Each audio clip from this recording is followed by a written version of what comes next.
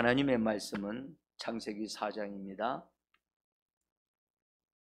창세기 4장 16절서부터 좀 길지만 26절까지 16절서부터 26절까지 읽어 내려갑니다. 제4장. 가인이 여호와 앞을 떠나서 에덴 동쪽 노 땅에 거주하더니 아내와 동침함에 그가 임신하여 에녹을 낳은지라. 가인이 성을 쌓고 그의 아들의 이름으로 성을 이름하여 에녹이라 하니라. 에녹이 이랏을 낳고 이랏은 무후야엘을 낳고 무후야엘은 무드사엘을 낳고 무드사엘은 라멕을 낳았더라. 라멕이 두 아내를 맞이하였으니 하나의 이름은 아다요 하나의 이름은 실라였더라. 아다는 야발을 낳았으니 그는 장막에 거주하며 가축을 치는 자의 조상이 되었고 그의 아우의 이름은 유발이니 그는 수금과 퉁소를 잡는 모든 자의 조상이 되었으며 실라는 두발가인을 낳았으니 그는 구리와 쇠로 여러 가지 기구를 만드는 자요 두발가인의 누이는 나아마였더라. 라멕이 아내들에게 이르되 아다와 실라여, 내 목소리를 들으라. 라멕의 아내들이여, 내 말을 들으라. 나의 상처로 말미암아 내가 사람을 죽였고 나의 상함으로 말미암아 소년을 죽였도다. 가인을 위하여는 벌이 7배일진데 라멕을 위하여는 벌이 77배이리로다.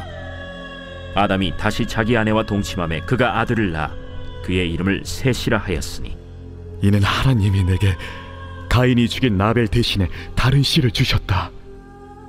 셋도 아들을 낳고 그의 이름을 에노스라 하였으며 그때의 사람들이 비로소 여호와의 이름을 불렀더라.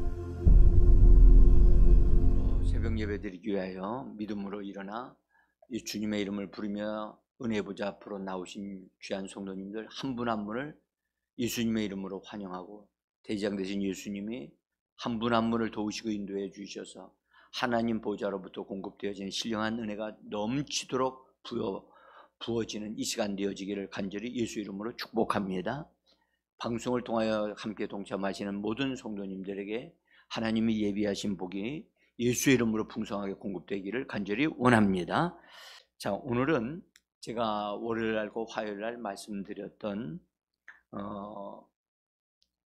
그 하나님께서 에덴 동산에서 뱀을 심판하시면서 여인의 후손과 뱀의 후손이 있을 것을 말씀을 하셨어요.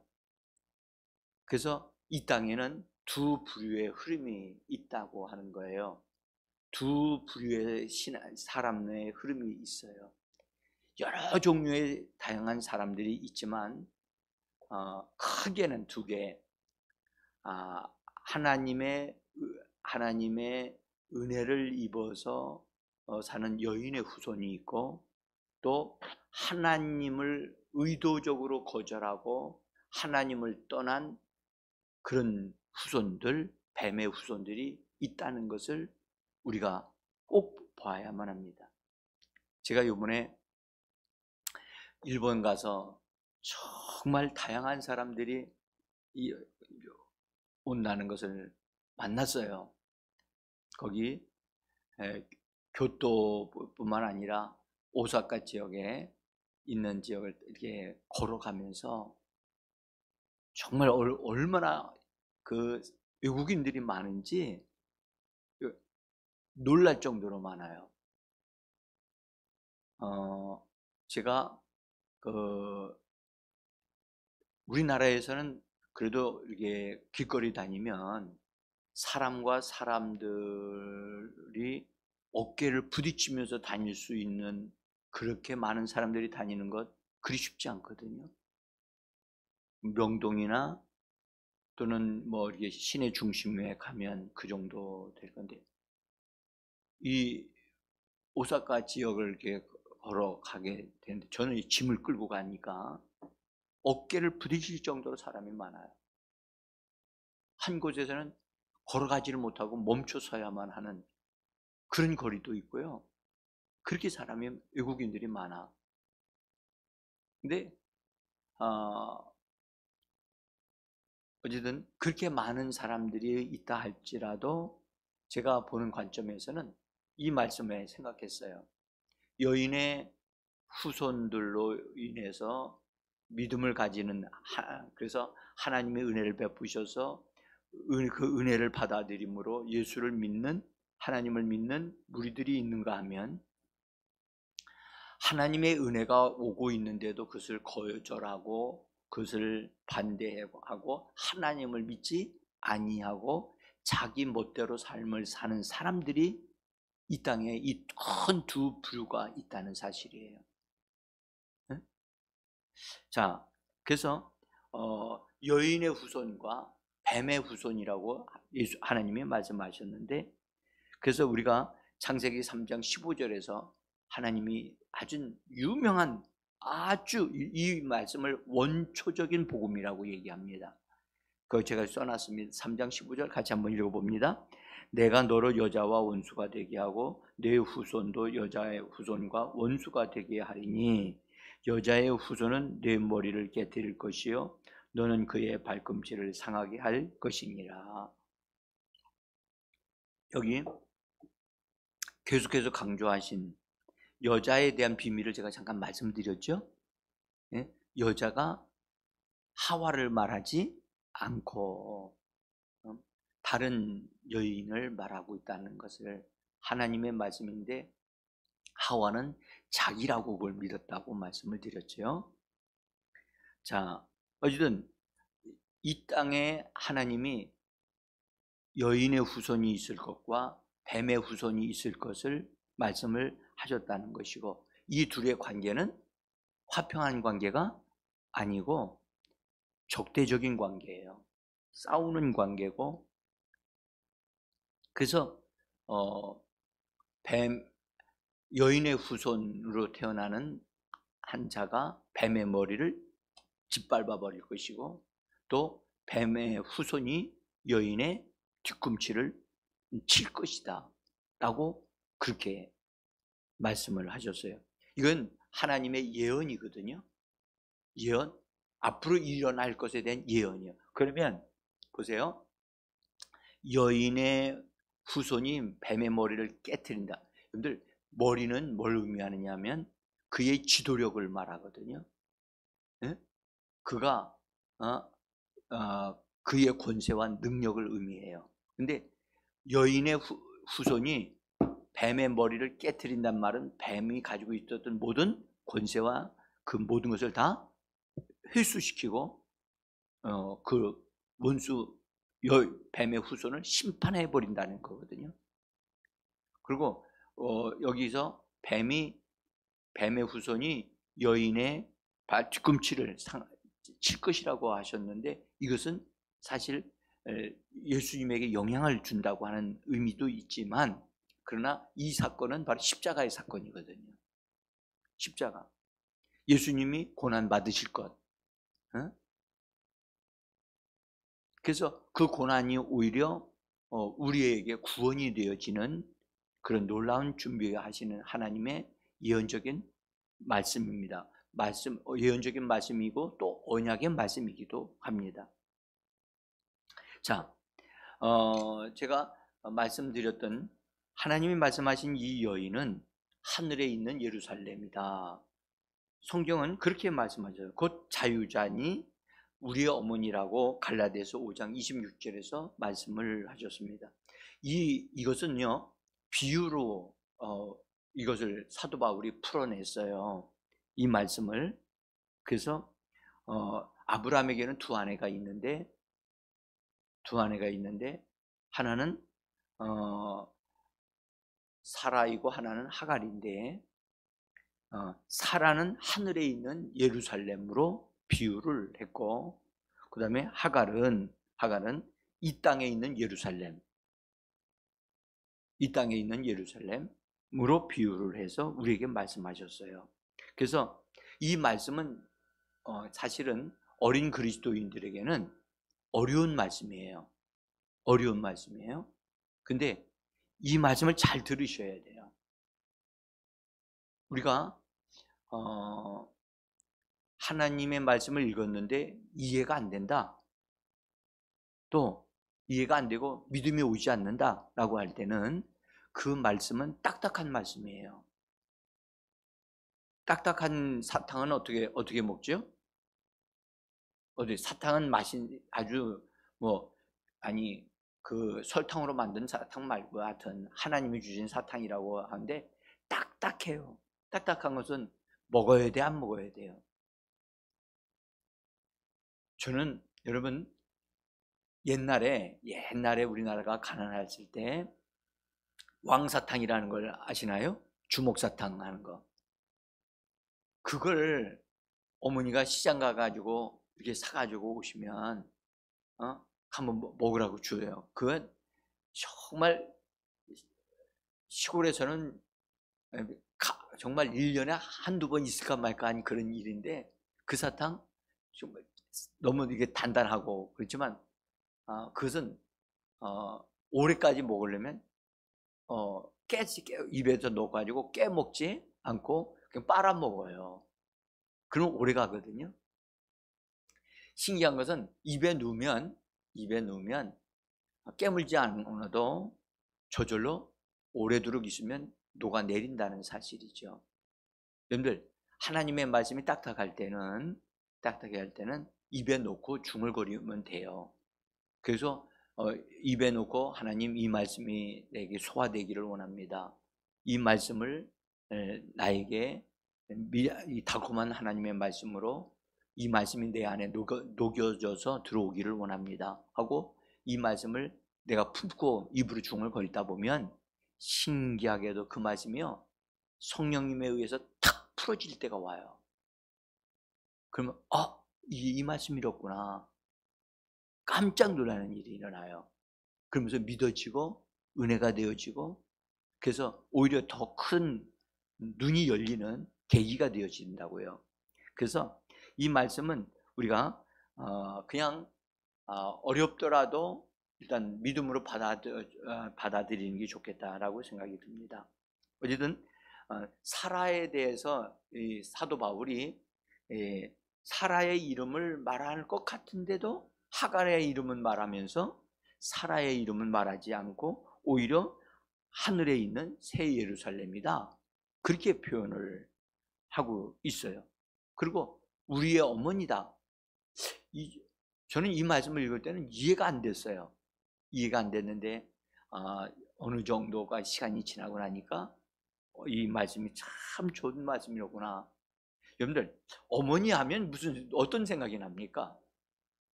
어머니 하면 자녀들의 어떤 자기 자식이 잘한 것은 못한 것은 좀 어리든 이게 잘하든 간에 어머니는 그걸 다 품어주고 그냥 받아주고 그냥 이해해주고 용납해주잖아요. 그럼 뭐라고 그러죠? 그런 걸 다 합쳐서 어머니의 뭐라고 그래요? 어머니의 은혜라고 하잖아요. 여러분들 아버지의 은혜라고도 말을 하기도 하지만 좀 전에 그런 말을 안 써요. 제가 이번에 아란이를 위해서 사실은 제가 갈 게 아니고 아란이 엄마 아빠가 가셔야 될 일이었거든요. 근데 이분들이 다 학교에서 선생님들이시라 가실 수가 없는 거예요. 마음은 가야 되는데 이게 다 학교에 붙잡혀 있으니까 못 가시는 거예요. 그러다 보니까 혼자 졸업을 하게 할 수 없으니까 어느 날 저한테 와가지고 그래요. 목사님이 가주셨으면 좋겠습니다. 그런 얘기를 하시는데 제가 그 말을 탁 들을 때 마음에 그 딸에 대한 엄마로서 더 이상 할 수 없는 것을 나한테 부탁을 하시는구나. 내가 그 말을 그렇게 할 수 있는 자격이 있나? 내가 대신해서 갔다 올 자격이 있나? 그 생각을 했어요. 그래서 엄마의 그런 심정으로는 못하더라도 제가 어쨌든 아란이에게 조금이나마 영적으로 도움을 준 사람으로서 이게 부탁을 하신다면 내가 갔다 와야 되겠다 해서 가게 된 거예요. 근데 가면서 또 오면서 제가 그 어머니의 마음, 딸을 향한 어머니의 마음이 얼마나 큰가를 깨달았어요. 엄마 아빠가 비록 가지는 못해도 한국에서 딸이 졸업하는 과정, 그 광경을 요새는 그 방송을 하니까 방송으로 한국에서 그걸 보신 거예요. 그리고 오신 분, 졸업한 축하객들을 거기서 다 이렇게 방송을 해줬더라고요, 보니까. 근데 그 방송 나오는데 제가 저희 집사람하고 같이 거기 나왔대요. 그걸 보고 딱 사진을 딱 찍어가지고 저한테 또 보내준 거야. 우리 집사람한테 보내준 거야. 그래서 제가, 진짜 부모의 마음, 그것은 그 부모가 자식을 사랑하는 그것은 정말 하나의 은혜로구나. 은혜는 여러분들 한없이 부어주는 거거든요. 한없이 이해해주고 한없이 베풀어주고 한없이 받아주는 것, 그것이 은혜예요. 하나님이 우리를 한없이 받아주시는 거예요. 하나님이 이걸 가리켜 하나님의 은혜라고 하거든요. 하나님이 우리가 못된 사람이고 죄인이고 형편없는 사람임에도 불구하고 예수 그리스도를 믿으니까 하나님이 그냥 한없이 우리를 긍휼히 여기시고 용납해 주시고 받아주시는 거예요. 제가 그런 것을 생각하면서 여기 위에 있는 예루살렘, 하늘에 있는 예루살렘은 자유자이고 그는 우리 어머니다. 하나님이 베풀어 주시는 그 은혜가 얼마나 크고 넓은지. 비록 여러분들 아담과 하와가 죄를 범해가지고 하나님을 거역하고 하나님 말씀을 거역하고 먹지 말라 했던 것을 이렇게 먹어 아주 심각한 상태가 됐음에도 불구하고 하나님은 그들을 어떻게 해주셨느냐? 그냥 받아주시는 거예요. 그들이 알지 못해서 그러하고 그러니까 용납해 주시는 거예요. 그것이 바로 어머니의 은혜예요. 어머니의 은혜. 우리는 하나님의 은혜, 하나님 아버지로서 베풀어 주신 은혜, 하나님의 아들이신 예수님을 통해서 베풀어 주시는 은혜, 성령이 우리 가운데 베풀어 주시는 그 아버지와 아들의 은혜를 우리에게 공급해 주시는 그 은혜. 넘치거든요. 그래서 우리가 찬송하죠. 은혜가 풍성한 하나님은. 그렇게 찬송도 하잖아요. 그렇습니다. 그래서 은혜가 넘쳐요. 넘쳐. 그래서 이 다른 것으로는 표현할 수가 없어요. 그래서 성경에서도 하나님의 은혜라고 표현을 했어요. 그 다음에 예수 그리스도의 은혜라고 표현했어요. 자, 로마서 5장 15절 우리 같이 제가 써놨습니다. 한번 읽어보시죠. 같이 읽어봅니다. 더욱 하나님의 은혜와 또한 한 사람 예수 그리스도의 은혜로 말미암은 선물은 많은 사람에게 넘쳤느니라. 아멘. 여기 넘쳤느니라고 하는 이 말씀을 한번 우리가 좀 주의해 보셔야 돼요. 하나님의 은혜가 넘치는구나. 하나님이 나를 받아주시고 용납해 주시고 사랑해 주시고 돌봐주시는 것이 넘치는구나. 또 하나님의 아들이신 예수님을 통해서 주시는 은혜가 넘치는구나. 이 하나님의 은혜요, 아들 되신 예수 그리스도의 은혜가 우리에게 도달하도록 역사해 주시는 분이 누구냐? 성령이시란 말이죠. 그러니까 삼위 되시는 하나님이 우리에게 부어주시는 그 은혜가 얼마나 크니 내 잔이 넘치나이다. 정말 여러분들 우리의 모든 부분에서 하나님의 은혜를, 하나님이 내게 베풀어 주신 은혜를 받아들이면 우리가 그 은혜가 우리 속에서 역사해서 우리를 건강하게 하고 우리를 행복하게 하고 우리의 삶을 형통하게 만드는 것이 다 하나님의 은혜인 줄 믿으셔야만 합니다. 여러분들, 이 하나님이 나를 용납해 주시고 또 하나님이 나를 구원해 주시는 은혜 감사하시고 예수님을 통해서 하나님의 아들 예수님을 통해서 우리의 죄와 저주와 질병고 또 사망도 예수님이 다 대가를 지불하시고 담당해 주신 그 은혜, 주님을 찬양합니다. 정말로 여러분들 하나님 아버지가 베풀어 주시는 것은 아들을 보내주시기까지 우리를 사랑해 주신 거고, 아들은 우리를 죄와 저주와 고통과 질병과 사망 가운데서 건져주시기 위하여 대가를 다 지불하시고 그것을 다 우리에게 은혜로 베풀어 주신 거예요.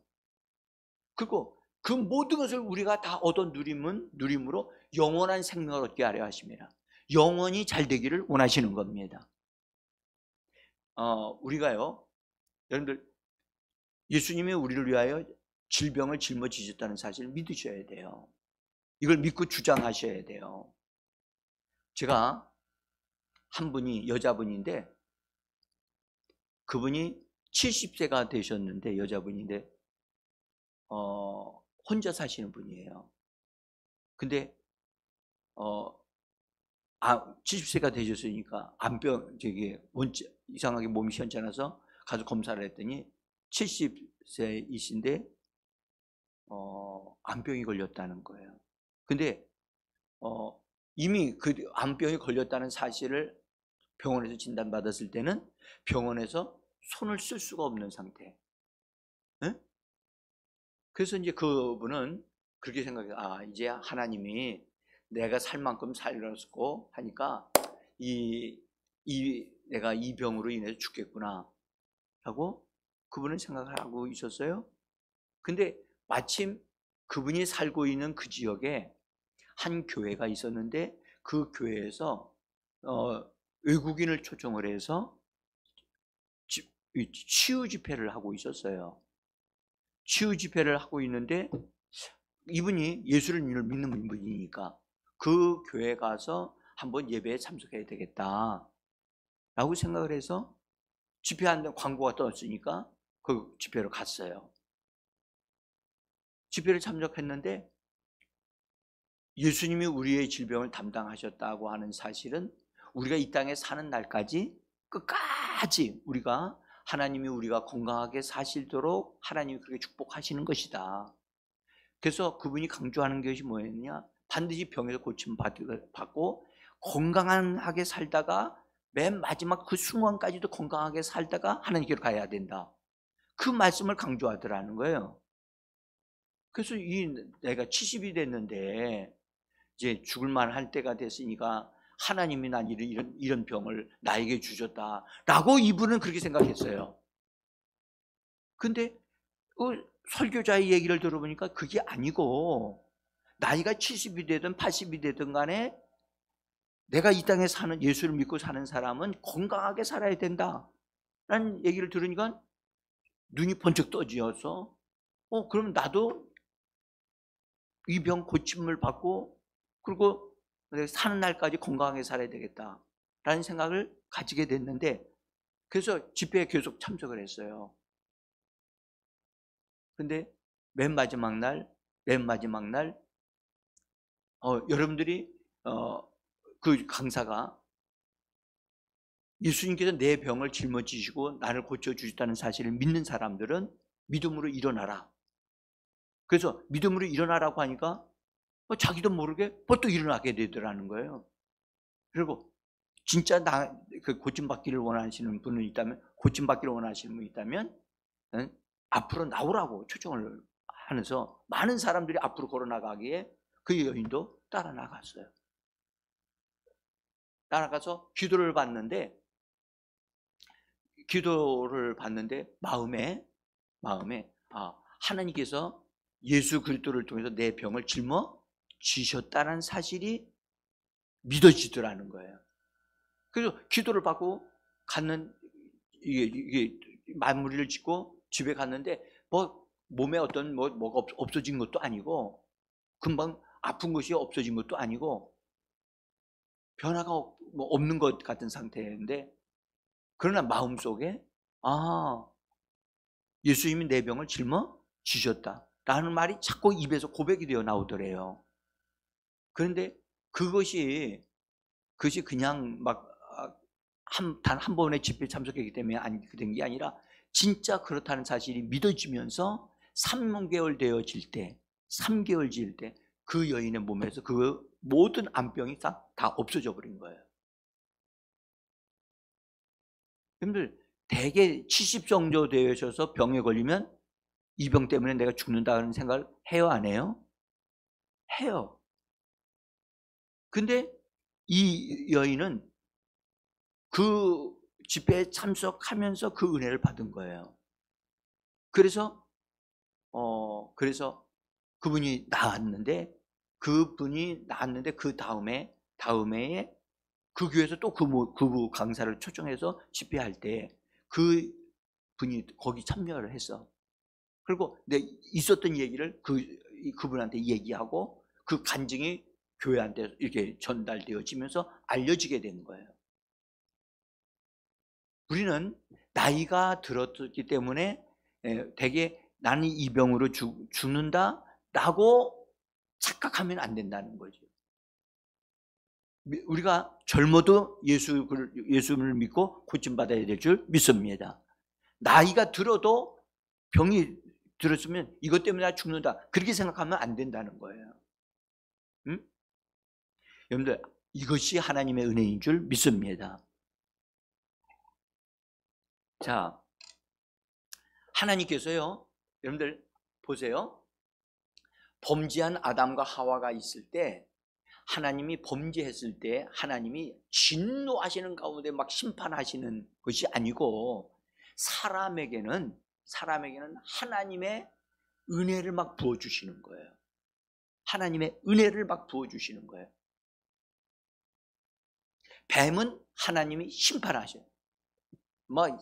사정 봐두지 아니하시고 네가 배로 기어다닐 것이다 라고 말씀하시면서 그를 저주하셨어요.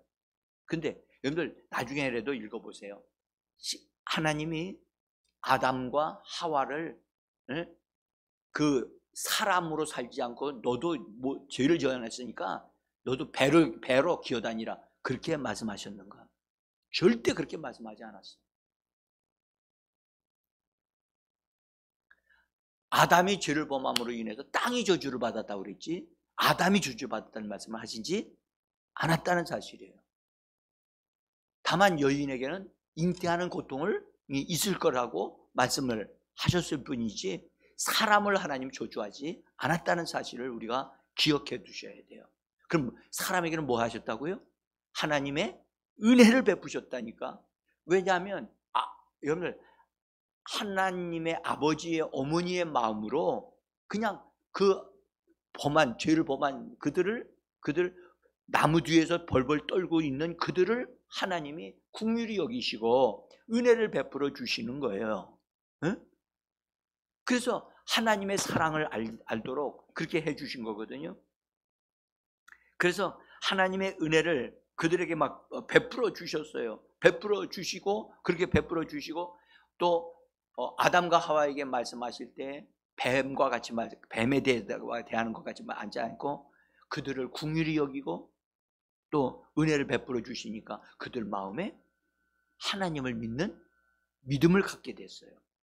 믿음을 갖게 됐어요. 그래서 본래 아담이 하나님의 말씀을 딱 들어보니까 여인의 후손이 뱀의 머리를 깨트린다고 하니까 아담이 뭘 믿게 됐느냐 하면 이 여자가 낳은 아들이 뱀의 머리를 깨트리게 되겠구나 라는 사실도 아담도 알게 되어지니까 아내를 비록 아내 때문에 죄를 범하게 됐지만 아내를 용납하고 받아주고 같이 그것을 담당하는 그런 아담이 되어지면서 아들을 낳으면 원수를 때려잡을 수 있겠구나 라는 생각을 가지게 되어지고 믿음을 가지게 된 거예요. 그래서 믿음을 가짐으로 여자의 이름을 뭐라고 지어줬죠? 하와라고 지어줬다고요. 하와란 말은 생명이란 뜻이거든요. 생명. 그러니까 자기에게 생명이 있는 게 아니라 누구에게 생명이 있다? 이 여인에게 생명이 있다는 거예요. 원수 마귀를 때려잡으려면 생명이 있어야만 때려잡을 수 있으니까 자기들은 범죄했으니까 그러니까 하나님의 말씀에 근거한다면 이 여인을 그러니까 아담은 여인은 이 여자밖에 없으니까 이 여인에게 기대를 거는 거지요. 그래서 하와라고 이름을 지어 주었어요. 그런데요 여러분들 이게 있어요. 보세요. 아담과 하와가 죄를 범한 다음에 하나님을 믿었어요? 안 믿었어요? 믿었어요. 어떤 이들은요, 아담과 하와는 구원 못 받았다고 얘기하시는 분들이 계세요. 아닙니다. 하나님이 뱀을 심판하시는 다음에 아담과 하와를 심판하실 줄 알았더니 그 심판을 하신 게 아니라 그들에게 은혜를 덧입히시고 그들을 긍휼히 여기신 거예요. 이것이 하늘의 예루살렘이에요. 우리의 어머니라 하나님이 사람을 긍휼히 여기신 거예요. 그래서 은혜를 베풀어 주심으로 인해서 이 아담과 하와가 하나님의 말씀을 믿음으로 이름을 하와라고 이름을 지어주면서 이 여인을 통해서 태어나는 자가 원수의 머리를 깨뜨릴 것이다. 그렇게 그들은 믿었어요. 자, 어쨌든 여기서 중요한 것은 하나님이 은혜를 베푸실 때 그 은혜를 믿음으로 받아들이는 사람은 구원을 받아요. 근데 하나님의 은혜가 주어질 때 그것을 받아들이지 않고 거역하거나 반대하게 되어지면 하나님도 더 이상 어떻게 하실 수가 없어요. 없어요. 그것을 사도 바울이 로마서 1장 28절에서 이렇게 말씀하셨어요. 한번 보시죠. 1장 28절. 또한 그들이 마음에 하나님 두기를 싫어하며 하나님께서 그들을 내버려 두사 은혜를 주시는데도 믿지 않기로 작정한 자들의 예가 가인이다. 제가 그렇게 말씀드려요. 거기 보면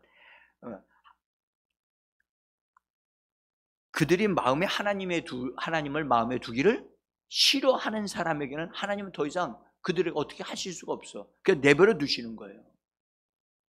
아담과 하와는 하나님이 자기들에게 심판을 하지 아니하시고 은혜를 베푸시고 긍휼히 여기시니까 하나님을 받아들인 거예요. 받아들였어요. 받아들여서 그 표현으로 이름을 지었단 말이에요. 그러니까 하나님은 그 이름을 짓는 것을 보시고 하나님이 그들이 하나님을 믿는 것을 보신 다음에 하나님이 뭐 하셨느냐? 하나님이 그들에게 옷을 해 입히셨어요. 아시죠? 양을 잡아서 피 흘리는 과정을 거쳐서 그 양의 가죽 옷을 그들에게 해 입혔죠. 이것은 아담이 해서 입은 옷이 나뭇잎으로 해 입은 옷이 아니고 하나님이 피를 흘려 가지고 그 가죽 옷을 그 가죽으로 옷을 만들어서 그들의 옷을 입혔다는 거예요. 이것이 하나님이 그냥 내리신 게 아니라 아담과 하와가 하나님을 믿었기 때문에 그 믿음을 인정하시고 그들에게 옷을 입혀 주신 거예요. 자, 어쨌든 그 다음에 아이를 낳았어요. 낳은 아이들이 가인이었지요. 근데 신기하게도 가인은 농사 짓는 자가 되어졌고, 가인을 낳았을 때 그 어머니가 굉장히 기대를 가졌는데, 보라, 아들이다. 하나님께서 나에게 아들을 주셨다. 그렇게 큰 기대를 가졌기 때문에 그렇게 고백했어요. 그런데 가인은 자라면서 어머니 아버지의 기대에 전혀 다르게 반응하고 자라는 아이가 됐어요. 자기 멋대로 자라요. 농사 짓는 자가 돼요. 그 동생이 아벨이 태어났는데 아벨은 어머니 아버지의 이야기를 듣고 하나님이 계시다는 것과 또 하나님을 앞에 나가려면 반드시 짐승의 피를 흘려야만 된다는 사실을 알게 됐어요. 그래서 결국은 나중에 여러분들 가인을 통해서 뱀의 머리를 깨트릴 줄 알았는데 그렇게 되지 않고 가인이 동생 아벨의 머리를 쳐서 죽이는 자가 되어져요. 이것이 가인은 하나님의 은혜를 해서 점점 떠나는 자가 되어지고 아벨은 하나님을 의지하는 자가 되고, 그래서 하나님을 의지해서 하나님이 원하시는 방식으로 예배를 드렸어요. 가인은 자기 방식으로 예배를 드렸어요. 그러니까 아벨의 제사를 받으시고 가인의 제사를 받지 않으셨어요. 우리는 이게 성경에 너무 분명해요. 그래서 아벨은 그것 때문에 죽었고 가인은 자기의 드린 제사를 받지 아니한다고 해서 하나님에 대해서 화가 나고 분노하면서 하나님을 떠나기 시작을 해요. 여러분, 가인이 처음부터 그렇게 떠난 건 아니지만 기가 막힌 것은 심지어 하나님에까지 막 화를 내고 하나님에게서 나중에 보면 너무 뻔뻔하게 하나님에 대해서도 거짓말을 해요. 이것이 가인이 하나님을 떠나는 과정이에요. 그 결국은 어떻게 됐느냐? 오늘 우리가 읽었던 하나님이 계시지 아니하는 롯 땅으로 떠나가게 되어지고 하나님이 없는 삶을 살게 되어져요. 그리고 가인이 하나님이 없는 삶을 살아가는 가기 위해서 롯 땅으로 간 다음에 거기서 가인의 후손들이 태어나요. 가인의 후손들이 태어나는데 그들은 다 하나님이 없는 사람들이 돼요. 그래서 가인의 후손인 곧 하나님의 은혜가 임하지 않는 무리들이 이 땅에 존재하게 되어지는 것을 우리에게 보여주시는 거예요. 그런데 아담이 낳은 셋이 있었어요. 셋과 그 후손들이 태어나는데 그들은 다 하나님의 이름을 부르기 시작을 했어요. 그래서 여인의 후손들, 하나님이 은혜를 주셔서 그 은혜를 받아들인 후손들이 태어나기 시작하는 거예요. 그래서 지금도 이 땅에는 크게요, 하나님의 은혜를 받아 누리는 사람이 있고 하나님의 은혜를 거절하는 자들이 있는 거예요. 오늘도 여러분, 우리가 하나님의 은혜를 베풀어 주심을 믿으시기를 바랍니다. 하나님은 은혜를 주시되 넘치도록 은혜를 주시는 겁니다. 세상을 이기고 원수를 이길 수 있는 은혜를 주시는 겁니다. 내 은혜가 너에게 족하다라고 말씀하셨고, 하나님이 주신 은혜가 내 안에서 왕노릇한다라고 사도 바울은 말씀을 하셨어요. 오늘 하루의 삶이 하나님이 넘치게 부어주시는 은혜로 풍성한 삶, 이기는 삶, 하나님의 뜻을 이루는 삶이 되어지기를 예수 이름으로 축복합니다.